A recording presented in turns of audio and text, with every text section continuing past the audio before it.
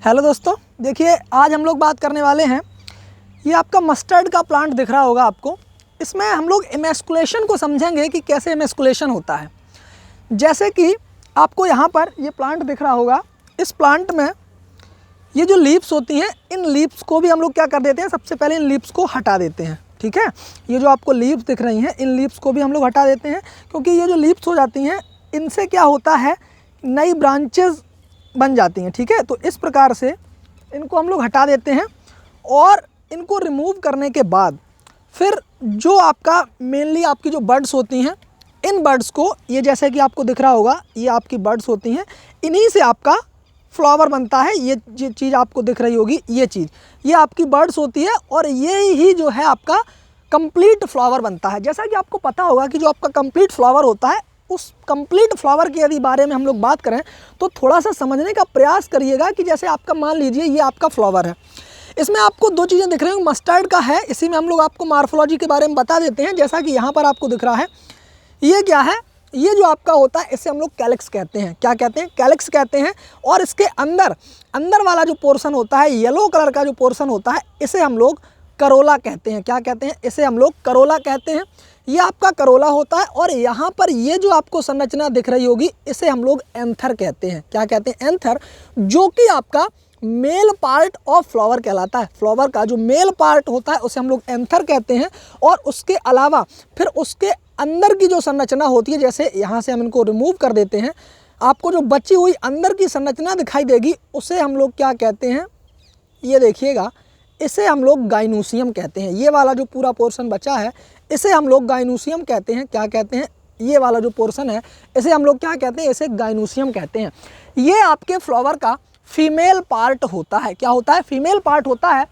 अब जान लेते हैं कि इमेस्कुलेशन किया कैसे जाता है, इमेस्कुलेशन होता क्या है। देखिए, इमेस्कुलेशन होता है रिमूवल ऑफ द मेल बड। जो आपके मेल पार्ट होते हैं उनको हम लोग क्या कर देते हैं, रिमूव कर देते हैं विदाउट डिस्टर्बेंस ऑफ दी, जो आपकी ओवरी होती है उसमें किसी भी प्रकार का कोई डिस्टर्बेंस नहीं किया जाता है।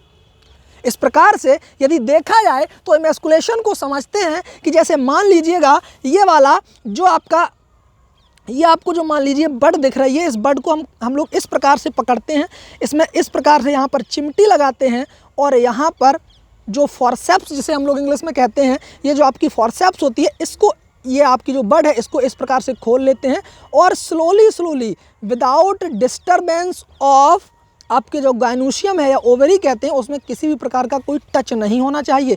इस प्रकार से इनको हम लोग क्या कर लेते हैं, अलग कर देते हैं। इसमें जितने भी आपके एंथर होते हैं, इन एंथर को एक एक करके इन सभी को अलग कर देते हैं और इस प्रकार से ये आपका एक फ्लावर का, एक बड का इमेस्कुलेशन कंप्लीट हो जाता है। कुछ इस प्रकार से आपको दिखाई देगा। ठीक है, यहाँ से इस प्रकार से एक फ्लावर का आपका ये जो आपका इमेस्कुलेशन है कंप्लीट हो जाता है। इसी प्रकार से आप लोग इसी दूसरे फ्लावर में भी इसी प्रकार से कर सकते हैं। इनको हटा देते हैं। इनको हटाने के बाद जो आपका गाइनोसियम बचेगा, इस प्रकार से जो आपका गाइनोसियम बचेगा, इस गाइनोसियम, ये देखिएगा, बस ये कंप्लीट हो गया। यहाँ पर ये दूसरा फ्लावर आपका, दूसरी बड आपकी कंप्लीट होती है। यहाँ पर बस इतनी सी प्रोसेस करनी होती है। इसी को हम लोग क्या कहते हैं, इसी को इमेस्कुलेशन कहते हैं। तो आई होप कि आपको इमेस्कुलेशन की प्रोसेस समझ में आ गई होगी। इसी से रिलेटेड होता है थोड़ा सा पॉलिनेशन। जब हम लोग इमेस्कुलेशन करवा देते हैं तो इमेस्कुलेशन के बाद पॉलिनेशन क्या होता है, जब हम किसी भी दूसरे फ्लावर को कहीं दूसरी जगह से ला करके, किसी दूसरे प्लांट से ला करके इसमें क्या कर देते हैं, ये जो ओवरी होती है, गाइनोसियम होता है, उसमें इस प्रकार से लगा देते हैं। तो उसके जो पॉलन ग्रेन होते हैं वो इसकी स्टिग्मा तक पहुंच जाते हैं और इसी स्टिग्मा तक पहुंचने की प्रक्रिया को क्रॉस पॉलिनेशन कहा जाता है। बिकॉज यहाँ पर जो आपका फ्लावर लाया गया है, वो फ्लावर कैसा है, वो किसी दूसरे प्लांट का फ्लावर है। ठीक है, दैट इज़ क्लियर। तो आई होप कि आपको सारी चीज़ें समझ में आ गई होंगी। इसी प्रकार से ऐसी ही इन्फॉर्मेटिव वीडियोस को पाने के लिए हमारे चैनल से जुड़े रहिएगा। आपसे आगे मिलते हैं अगले वीडियो में। तब तक के लिए जय हिंद, जय भारत, धन्यवाद।